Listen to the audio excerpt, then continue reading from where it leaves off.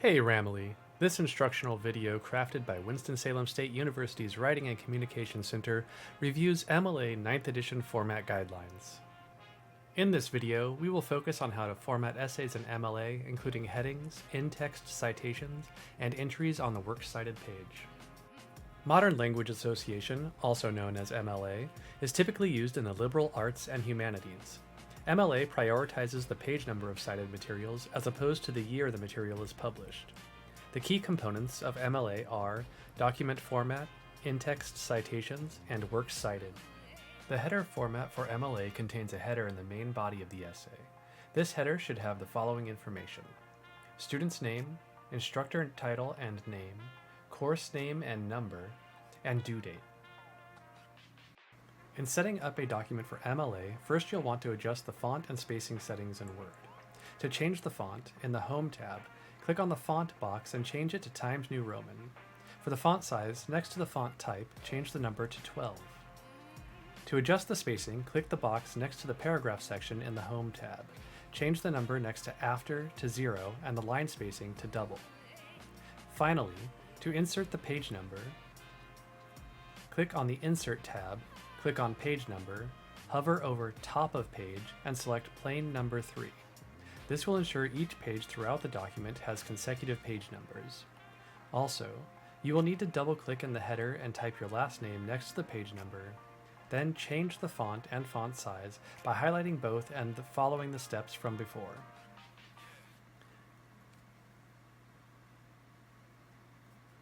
On the first 4 lines of the first page of the document is a header.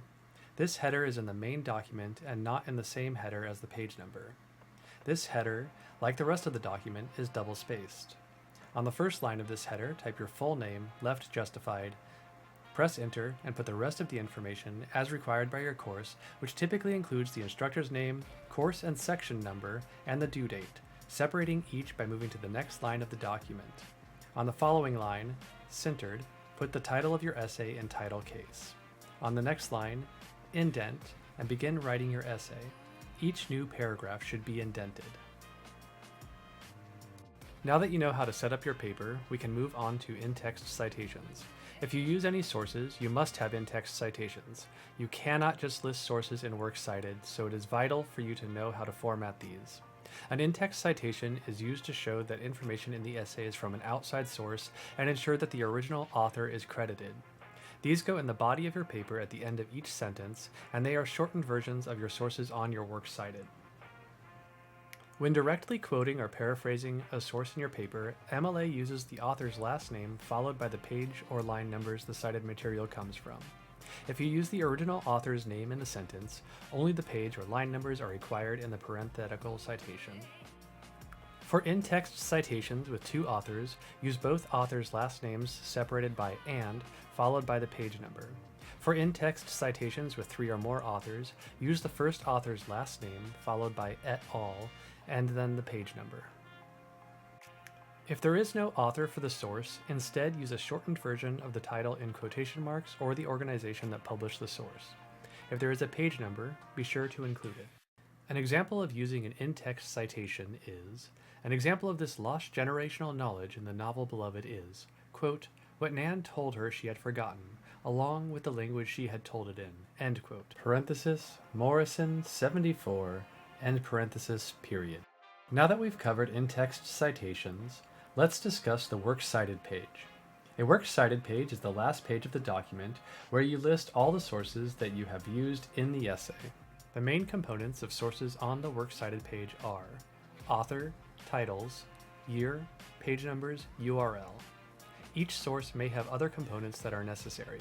Double-check each cited source with an MLA guide. When formatting a Works Cited page, you must adhere to the following guidelines.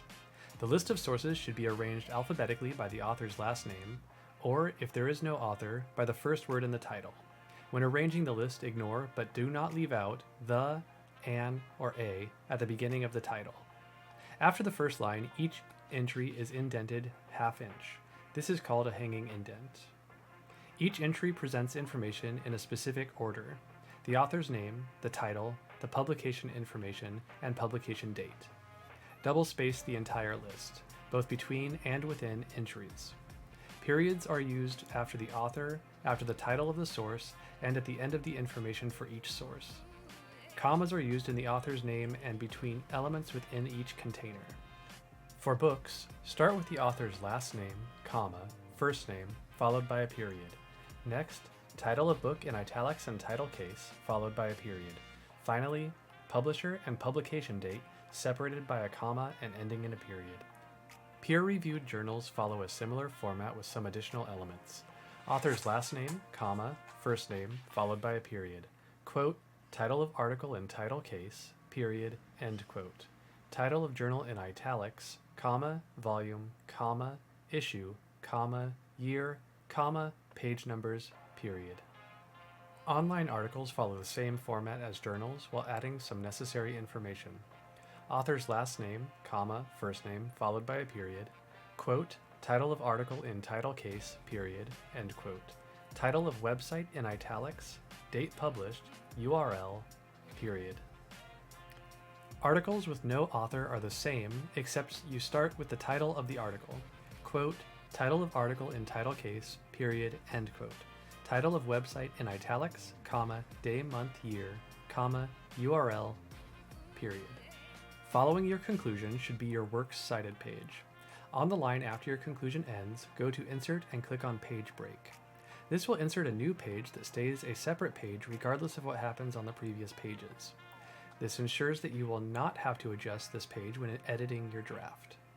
On this new page, centered, type Works Cited if you have only one cited work, or Works Cited if you have more than one. Shown on screen is an example of a completed Works Cited page. Let's recap the main concepts from this of MLA format. MLA uses a header in the main body of the text on the first page incorporating your name, instructor name, course, and due date. In-text citations are necessary whenever information from another source is used, and the Works Cited will have at least the author, source, page numbers, and year published, as well as the URL for online sources for each source used within the text. Thank you for watching the Winston-Salem State University Writing and Communications Center's MLA format tutorial. We hope you found this video helpful. For more resources on formatting and citation, click the links in the description.